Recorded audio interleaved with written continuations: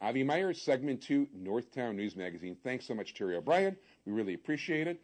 Stay tuned next week for Jim Nally, our resident election expert and probably the best election lawyer in the state of Illinois. It is my pleasure and privilege to have the Democratic candidate for sheriff of Cook County, we were hoping to film earlier today, but he insisted he had to finish his entire workday. Then he wound up actually working overtime. I mean, the nerve of this guy passing up a TV opportunity to actually work his job. I know, I'm sorry. We're talking about the Democratic candidate for sheriff, Tom Dart. Hey, Javi. Great seeing you again. Good. Thank you, Tom. Thank you so much for coming. I really appreciate it. Sorry I'm so late.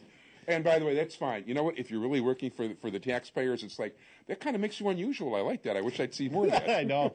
I have a couple of the people who run the parking lot a little upset with me because I keep them a little later because I'm there pretty late at night. But, you know, it's sort of the nature of this job, though, Avi. I mean, it's so big, and especially when so much of it deals with the jail. I mean, you can't set your schedule by your job, and I fortunately have a very forgiving wife who has gotten used to the fact that my hours move around a lot, and never on the minus side, always on the plus side. But that, you know, that goes to the turf, and I love what I'm doing. So, and I'm chief of staff now, so I've got a lot of involvement, particularly with the jail and what we do there. So it's been keeping me very busy, but I'm enjoying it. So first of all, before I go further, I just want to thank Brian Town very much for coming here and for all the help he's been in getting you on the show before the primary and now, and I want to thank Brian very much. Thank you, Brian Town. But getting back, okay, so Chief of Staff gives you a real opportunity to see how things operate. Yeah, you know, it's sort of one of those things where there will be no learning curve come December when the new sheriff gets sworn in. It's something where there's always going to be some little parts of it that I won't be completely versed in, but by and large, I don't know if there'll be too many things that someone's going to come up and say, gotcha, or surprise. I mean, my background is heavily involved with law enforcement, from being a prosecutor for years, then to being down in the legislature where I was chairman of the judiciary and also chairman of our prison committee. So that's sort of my background, but then you add to it the last 3 years or so working with the sheriff's office. I have a very good understanding of the issues there, and I'm going to hit the ground running. That's pretty close to the perfect resume for the office, because you've seen things from different, I mean, other than actually being a convict. Yeah, exactly, which I will never be, thankfully. Yeah, you know, you're right, though, when you think of it, Avi, the unique thing is from being down in the legislature, I understand that side of it, about how the sheriff's office does not levy its own taxes. We get our money from the county board appropriating things for us. So you have to have a very positive interaction with the county board, and I think my being in the legislative body for years, I understand that, and I understand how to work with people, and a lot of the members of the county board I've known for years, and I feel comfortable that I'll have a real positive relationship with them, and that they'll understand that when I'm looking for something, it's well thought out, you know, and it's something that's desperately needed, and that having been in their shoes before in the legislative body, I understand that it's not easy to raise taxes or make dramatic cuts, so that anytime they're trying to assist me by helping me with funding or something, that it's a painful thing for them to go through to make those decisions. And it's very difficult to ask people to either give more or to take away things that they already have become used to. But in a world of limited resources that we have, that's what's going to come down to, you know, that we're going to have to try to make do with a little bit less than what we've had in the past, which I understand. Yeah, man, you do have limited resources. I mean, how many people are in Cook County Jail right now?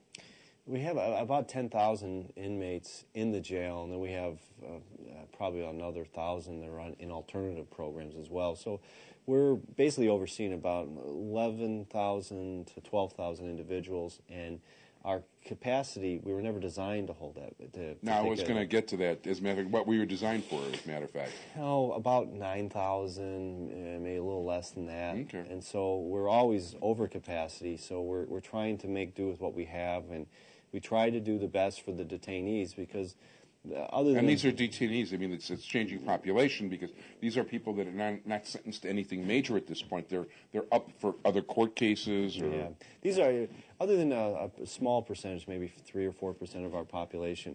The other 97, 98% of them are people who are awaiting their trial, who have not been convicted of anything, and so we need to make that environment such as well, so that they are, they're presumed innocent at that point, and so we have to make sure that all the different things that the Constitution requires are taken care of, and that they're in a proper environment. And one of those is to make sure that we do everything humanly possible, make sure that they have a cot, that they have some place to sleep, and they're not sleeping on the floor. That's kind of important. It is. Sure. 1,000 extra people is a lot of cots and a lot of... It is, and the thing too, Avi, that makes it so tricky is that when you have that many people stuffed in a very small environment like that, inherently it's very dangerous, even if it were people outside on the street. But when you take individuals who, by and large, are charged with pretty serious offenses, a lot of them very violent, and jam them into a tight environment, it has a potential for a lot of very difficult scenarios popping up. Yeah, unfortunately, there aren't a real lot of choir boys there. No, that's the thing, too. It always drives me nuts about some of the coverage we get, whether it's in the papers or on TV,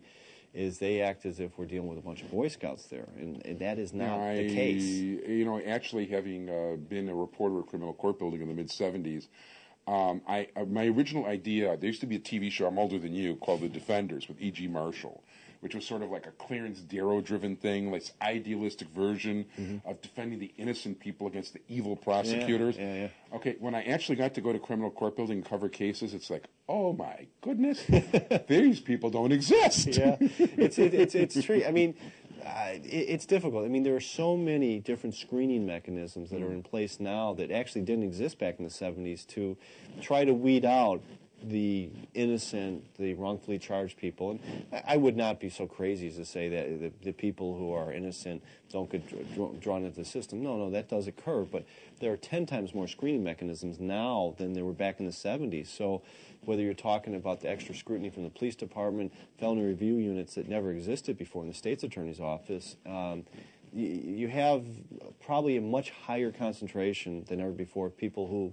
did the offense that they're charged with. Yeah, there's no question about it, because you're exactly right. And for those people, first of all, I want to urge all of you, as long as we're talking law enforcement, caps24.org is our local website for community policing here. And for those who don't know, Sonny Hersh, my entire technical crew, is the chairman of the District Advisory Committee and the beat facilitator of 2413. And in my spare time, I'm actually the beat facilitator for where we are right now. Oh, very impressive. With all that spare time you have. I don't know about impressive, but the fact of the matter is, you know what? I like the cops like me. And you know what? We're both looking, we're looking for a fair shake. That's the bottom line. And I'll be honest with you.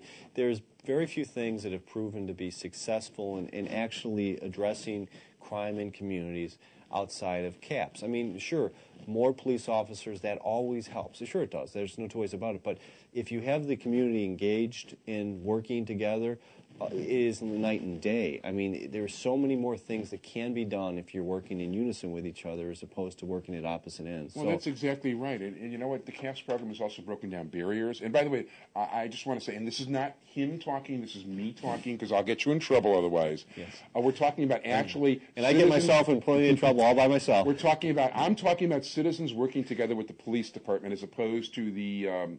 I've been kind of on record in the newspaper about the CAPS program, so I don't want to get you involved in that. So, pardon?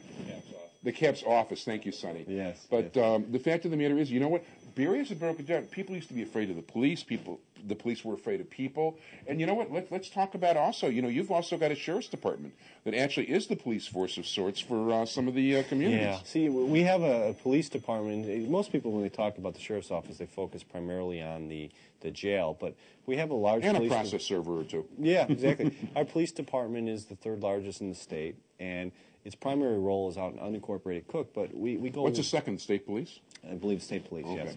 Yes. We go well beyond that role by working in tandem with suburban communities to address all the different issues they have. And when you think about it, it just makes sense. Most suburban towns do not have anywhere near the resources to have their own hostage and barricade team, their own hazmat team, their own that's serious stuff in team. These days. Hazmat is something that didn't even exist years ago. Yeah. Not that many years ago either. No. And to think that a small town or village would have the resources to do that is preposterous. So we have those units. We work with the communities. We supply them with all these type of different resources they could never do. So our police department is, to put it lightly, an integral member of most of the suburban police departments, almost as if we're part of their departments because they rely on us so often for different things. And we're going to do a couple things maybe a little bit differently, but our focus has to be in helping suburban Cook County. And there's a lot to be said for the different positive things that have been done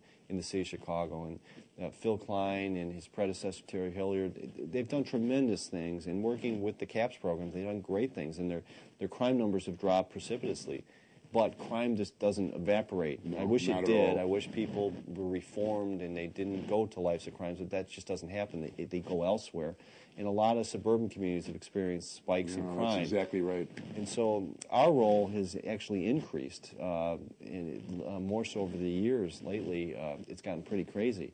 And so we see ourselves as becoming even more ingrained in suburban communities. And they need the help, and they pay the taxes, and they deserve this type of help. So we're going to be very, very involved.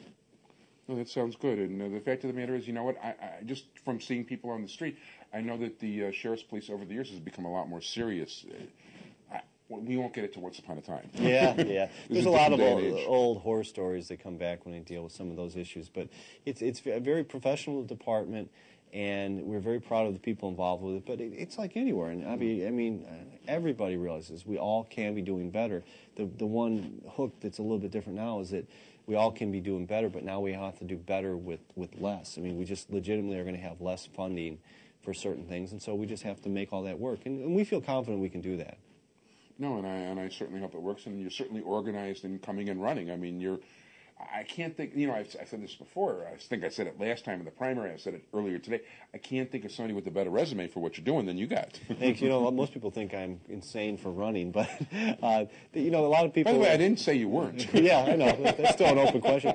The actual office itself has people scratching their heads at times because, as Mike Sheen can attest to, after 16 years of doing just a tremendous job, it's a very difficult job. And for a lot of people in politics, they would avoid a position like this because it's one that carries a lot of potential bombs along the way, because you have so many issues at the jail when you're trying to deal with 11,000 inmates and 9,000 beds. And instead of having 8,000 correctional officers, you have 2,500 correctional officers to watch them in an ancient facility. A lot of potential problems that could arise. So a lot of people don't look at this as a place to go if you're young and looking to have a career in politics.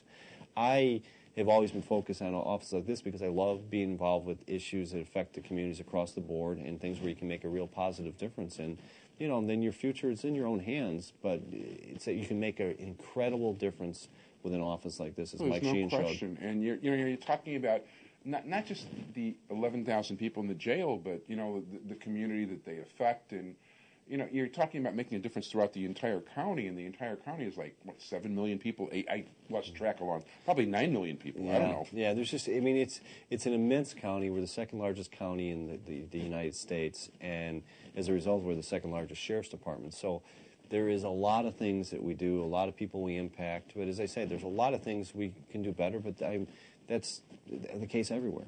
Oh, there's no question about it. At this point, Mickey's hands are really getting the wrong way here. So I want to thank very much my guest, and thank you so much for coming here, and I apologize to your wife, Tom Dart, Democratic candidate for sheriff, who I'm going to be voting for. I don't know about you guys. I want to thank my entire technical crew, Sonny Hersh. Check out our website, ntnm.org, caps24.org. Thank you so much for the plans. We're hoping to have you on again before the election, and thanks, everybody, for watching today. Bye-bye.